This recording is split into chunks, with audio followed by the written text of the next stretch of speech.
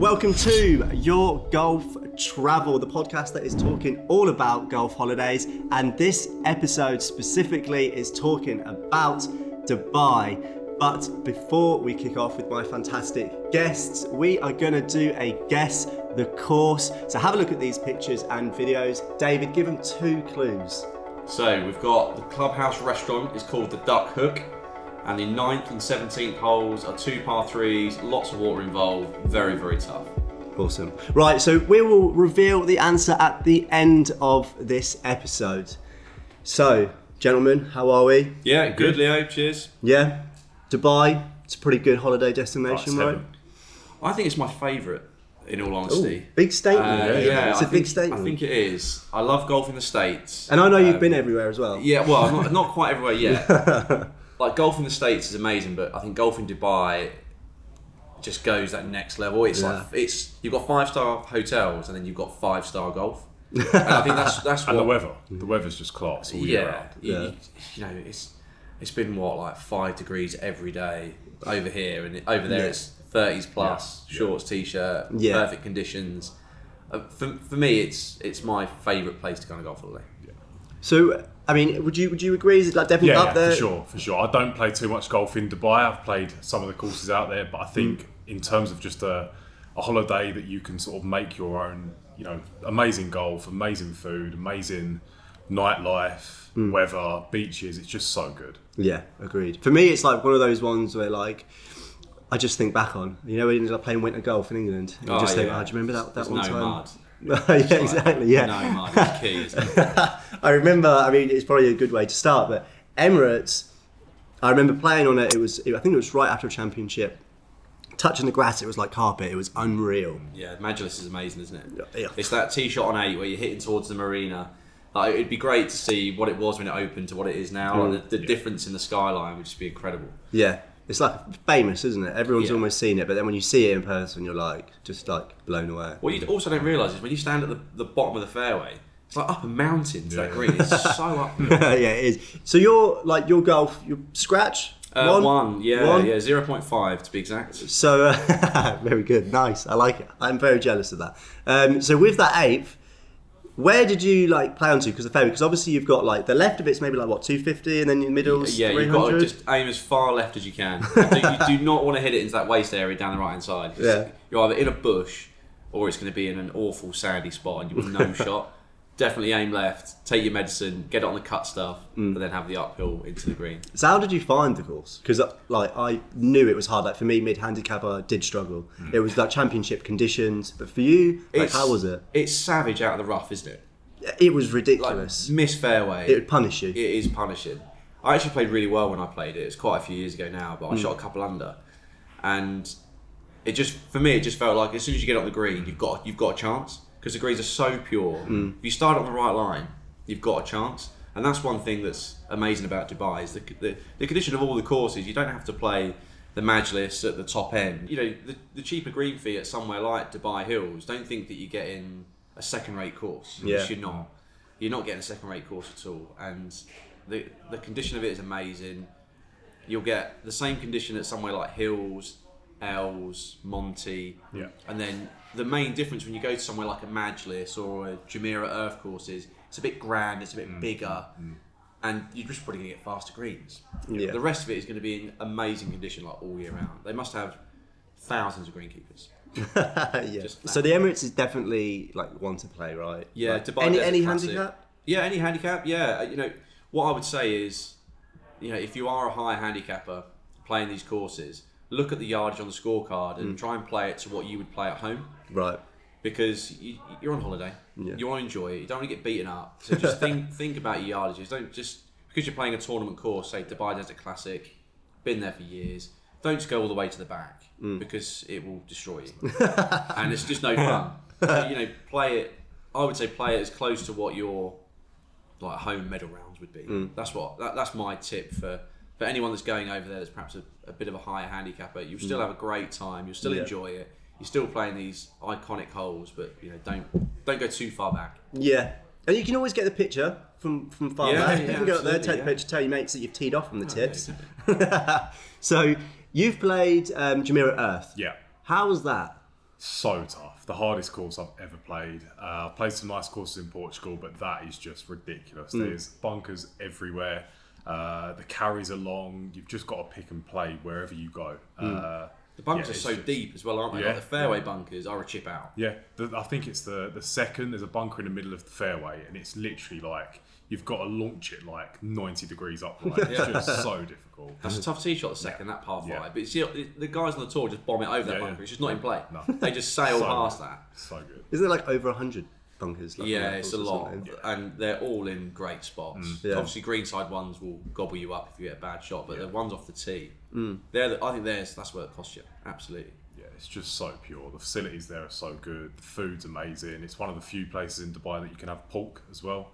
You're not allowed bacon in most places, so go to the clubhouse if you like a bacon sandwich. Or club sandwich. Yeah.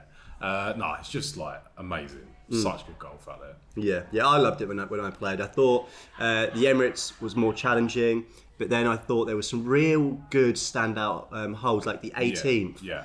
with the water that almost Creek splits. in the middle, yeah. Yeah. 17, the island green. Yeah, those last two So holes. What a tough, couple yeah. holes to Well, finish on. even 16 with the water short right as well. Yeah, Yeah. yeah.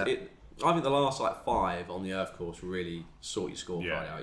If you can get through them, you've probably got a good number. Yeah, I'd agree with that. I remember like in the heart of golf holidays, we played Earth, and then we went on some jet skis. I know you went on the jet skis out in Dubai as well. The view that you had that's from unreal, behind, You go out past the Burj Al Arab and you see down the coastline. All you see is like hotel after hotel being built, and you can see the palm to your right and all the marina. It's pretty epic. yeah, It's not that expensive either.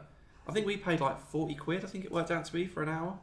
that is good. It wasn't expensive at all. You would pay that any day. Yeah. The views that you get, especially, it was just definitely worth it. I mean, If you're doing like night golf in the evening, an activity like that God, during the yeah. day would be perfect, wouldn't it? Yeah. Because that's one of the things that Dubai offers is full 18-hole night golf. oh, with the Faldo. I absolutely love night golf and night golf in Dubai. It's cool. I mean, I know we're jumping everywhere here, but there's just so many things to talk about in Yeah. Dubai. It's just like this podcast could be 2 hours long if you Yeah. wanted it to be, but yeah, Dubai night golf, like that Suits view. everyone. So good. Host the LET with the Yeah. Moonlight Classic, so you get to see it on the TV as well. Oh. It's the second course at the Emirates, but it's still a mega golf course. Like the Faldo is still decent. Yeah, for sure. You wouldn't be upset by just playing that whilst you're out there. It's great. No, you wouldn't. And another tour standard golf course on the same site. Yeah.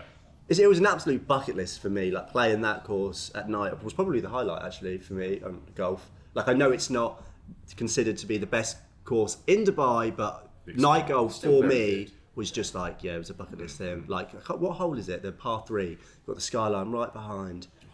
I can't remember what hole it I was. played but it a long time ago. honestly, like if you've not done it, 100% do it. But yeah, so it's like I mean, with just the things that we've listed there, it 100% is like a fantastic destination for a golf absolutely. holiday, right? But there's also loads of other stuff. Like you went like June buggying. Yeah. You've got the malls, the water parks, places like Atlantis. I never did the water So park. good. I Yeah. never did the So water good. park. I need to do that. Did you not do it either? No, I've not done a water mate, park. it breaks I've my I've heart. done Have you done It's it? Very, very I stayed next door to Atlantis as well. And Looking at your bedroom window, Yeah, just you go past it. And you go, I should have done that. Yeah. But there's everything, isn't there? Yeah. There is everything. Amazing And like the food, malls. yeah. The malls are a joke. Isn't it the second largest in the world there? Yeah, well, it wouldn't be surprised if it's the largest. I don't want to know what's bigger. You'd be in there forever. Have you seen the tank in there? Yeah. Yeah, the aquarium. The aquarium's amazing. In the mall, the aquarium is amazing. yeah. There's, Burj there's, Khalifa. skiing as well, isn't there? Yeah, that's at Mall of the Emirates, but that's just mental. Somewhere in the desert that has skiing. Did you go there? Have any of us been there to the No. skiing? No, No, I've not not done been it yet. either. I saw it. I remember us driving past it, and it was because it's like very like misshapen building. You're Yeah, like, yeah. what is that? Yeah, I went up the Burj. That was pretty cool. Yeah, yeah. Nice. You have to look down to see things, which is mad. That's how high you are. You don't just look out. You've got to look down. It's ridiculous. Yeah, that is. Okay. See, I thought that we'd be going right to the top. But you kind of only go like you only It's go like like what 140, yeah, like Yeah, 2/3 of the it's way not maybe. It's high enough. And even up there, you're like, well, yeah. But then you look above, and it's like another mile to go, near enough. There's a couple of like for views and things. There's a couple of really cool places where you can go now. There's the Marriott has got like a rooftop bar in the marina. Nice. I'm not sure as a non-resident you can go up there, but it'd be worth checking that out for the Dubai beach. So it's the hotel you might have seen with the hole in the middle at the end of the marina. Yeah, that's amazing. We stayed there a couple of years back. Affinity pool on the top floor with a bar and stuff. It's an amazing view. And then there's Aura, which is at the base of the palm. And I don't think you need to be a resident there. It's just a pay to get in type thing. Yeah. Which is incredible for views. Just something to do when you're not golfing. And the beach clubs, you could stay there. There's so many. Yeah, Barasti. Yeah, they're so good. Yeah. I stayed on the Palm, is it? I think we stayed in the Raffles, and that hotel was just like... They're all great, aren't they? Yeah.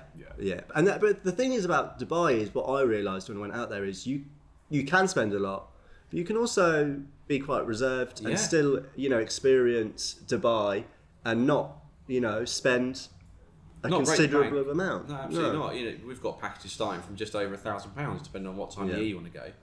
And with Emirates and BA and Virgin now again as well, there's so many routes over there, and Emirates are out of a number of airports across the UK and Scotland as well. So it's very accessible, not just for people down south in London. It's great for everyone. Yeah, and I mean travel time wasn't actually that much considering Turkey's what 4. Dubai's what about 6.5. 6.5. So a couple of extra hours. You've got guaranteed sun. Because Turkey's not always guaranteed. I had some mates out to Turkey recently and it snowed. That's wild. That is wild. So another 2, guaranteed sun. Yeah, absolutely. I think one thing as well that I really enjoyed when I was out there, and again it's an off-course activity, was one of the brunches. We did the saffron brunch at Atlantis, and it was incredible. Was it? It's just everything. Everything, yeah. No, what you just...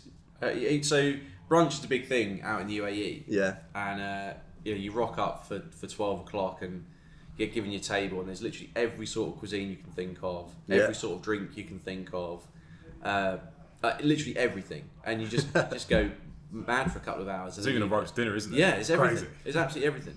And then you go to a beach bar or a beach party for the afternoon, and again, Dubai's got so much for the non-golfing days where you don't have to just sit around your hotel. Yeah. And that's why I love it. Yeah. With so much to do as well, it seems like it would be perfect for maybe somebody who does play golf, partnered up with someone who doesn't play golf, like the person who does can go off. Non-golfers is great. Majority of the hotels will have a spa or just a really nice pool area down by the beach. Yeah. There's loads for the non-golfer. Yeah. So what would be, if somebody wanted to go to Dubai, what would be the perfect time in the year to go? For me, I would do it in our winter. Okay. Mainly because it's not quite as hot over there as well. So they share the same seasons as us. Right. So when it starts getting cold here, it cools down over there, but you can't really cool 30 degrees cooling down. It just goes from 40 to 30. Yeah. You can escape our winter and go somewhere with guaranteed sun. You can pair it up with one of the European tour events, DP tour events. Yeah. So November there's 2. January next year there'll definitely be 1. Maybe there'll be 2. Don't know what they're doing with the Dubai Creek Invitational thing again. But I would say probably between October and March. Yeah, perfect. It's probably optimal. Yeah. Would you have to book well in advance or? To get the best price on the flights, definitely. I would always recommend people to book maybe a year in advance. With tee times and things, we can pretty much get exactly what people want, which is great. And with the hotels, we'll have early booking discounts for particular ones. So again, the earlier you book, the better deal you're going to get. Right, okay. Whether it be bed and breakfast down in Barsha Heights or all-inclusive up on the Palm, we've got great rates for it all, really. And we can build anything you want. It's not like there's a set package. Right, you can build anything you want. And if you wanted to do some nights in Dubai, some nights in Abu Dhabi, we can do that. If you just want to do a day trip to Yas Links, that's my favourite course in the UAE. Is that because you shot 2 under or something? I did play really well. Right? But again, it's another tour standard course. The DP World Tour go there after the HSBC moved from Abu Dhabi National to Yas. So it's just over an hour depending on where you stay. Okay. Do a day trip. Add that to your itinerary. You're not going to be disappointed. No, well, it's a bucket list trip, isn't it? And I think some people only go once. So and that's why we do what we do. We want to build things that are going to be perfect for them. And one thing I say to everyone is, it's your holiday. we'll make it exactly how you want it. If Yeah. you want to have a day off so you can go and do a dune buggy day, or if you want to go and do a desert safari with barbecue and stuff in the evening, we can arrange all that for you. We've got an amazing ground handler out in the UAE that look after all of our clients for transfers, booking rounds of golf, booking hotels. So they look after us, which means they look after you guys when you book with us and go over there. Nice, perfect. So your golf holiday in Dubai. You're an expert here at Your Golf Travel. What was your itinerary like? I would get the London Gatwick night flight, land there at about 7 o'clock in the morning. I think it gets in 7:45. It's between like 7 and 8, isn't it? Yeah. Then I would probably get a transfer to the. If we're talking no budget, I would go straight to the Atlantis Royal. That's amazing, isn't it? Drop my bags off there. But you're talking like $4,000 a room per night. It's just crazy. But I'd drop my bags off there, then probably get a transfer over to, or taxi over to, I'd say the Majlis. Start it off nice and tasty. Yeah. Play the Majlis. Maybe get a round of night golf in at either the Faldo or Trump. Play the back nine at Trump, something like that. The next day I'd probably have a day off because a lot of travelling, round of golf, it'd kill you. Then I'd go to maybe a beach club or do a brunch or something like that. Nice. In the evening, go to maybe a nice restaurant, something like Zuma. Then what would I do? I'd probably then play the Earth course maybe to get another bucket list course ticked off. Yeah. And then head down to Abu Dhabi the next day and play Yas Links. Come back. That's a pretty good 4-day trip. Yeah, it is. Yeah, ticking off all the tour destinations. Yeah. That is what's good about like Your Golf Travel, isn't it? When people call up, never been to Dubai before, want to go, what should I do? And then you boys just list it off. Yeah. Like, Yeah. Go here. What's your budget? Maybe stay at this hotel, this hotel. Yeah, it's what we're here to do. We want to make sure everyone gets the trip that they want, and knowing it as well as we do does really help. There's the proof of the pudding is in the taste, and we've tasted that pudding, so it's very, very useful for us. Yeah, for sure. Yeah. So we've listed off a few golf courses there, but before we wrap it up, let's just talk about a few other hidden gems. Ones that perhaps aren't under the limelight as much as like Emirates Jumeirah, but ones that are worth playing. What would you... Trump. Yeah. Trump is so good. The experience is amazing. The clubhouse is awesome. For me, it's the best in Dubai. The golf course. Is it? Yeah, absolutely. It's so good. Yeah. What makes it so good? The layout's amazing, isn't it? Is it? Layout's good. It's just how it's designed with the tough. waste areas. Yeah. It like reminds an inland links, isn't yeah, it has got that bit about it, and then it's got like a flash of the desert with it as well. Yeah. It definitely has that feel of links 'cause it's very firm, very fast, lots of runoffs. Yeah, I would say have Trump on every itinerary For personally. sure. Yeah, and then I feel like I've Montgomery. missed out now. Montgomery's wicked. It's good price. Yeah. For how good the actual course is. Really nice facilities. I think Obviously- Monty's a really good opener. Yeah. It's like resort championship golf, so Oh, it's right, not going to okay, beat you up. It's still in great condition. Yeah. We've mentioned it a number of times. They're all in great nick, but the Monty won't beat you up. It's a bit Yeah. like Dubai Hills. Dubai Hills won't beat you up. You'll just enjoy it. Yeah. So open up with one of those and then go on to the big boys after. Yeah. Well, Hills is another one. Tell us a little bit about that. Like, what makes that such a standout? Because I know that at Your Golf Travel, that's one of the 5 golf courses, I believe, that they all recommend that have been set. And you've played it, haven't you? Yeah, I've played it. I think it's because of what it is. It's not going to beat you up, and it is really playable. So if you play well around a golf course, you're just going to enjoy it more anyway. Yeah. So if it's in great nick, you play well, you're just going to love it. Yeah. Whereas if it's in great nick and you play badly, it's probably not going to resonate as well when you come home and you're talking to your mates about it. If you play well, you're just going to love it, Yeah. and it's not that difficult. Yeah. Yeah, it's great. And the restaurant is mega as well. the restaurant's maybe. Yeah, it's really good. Duck Hook. Yeah, it's really good. It's got a great name, but the food is brilliant. I feel like you're just going to Dubai, jet skis, food, and golf, and David's happy. Yeah, job done. Yeah. When are we going? And if you didn't guess already, the course that David just spoke about there is the course that we said at the start. Thank you so much, gentlemen, for being on the Cheers, Leo. podcast. Thank you. That is Golf Holidays in Dubai, but do call up Your Golf Travel or visit our website to look at the packages that we offer, and hopefully there is something perfect for you. And of course, never forget that we are always going the extra yard.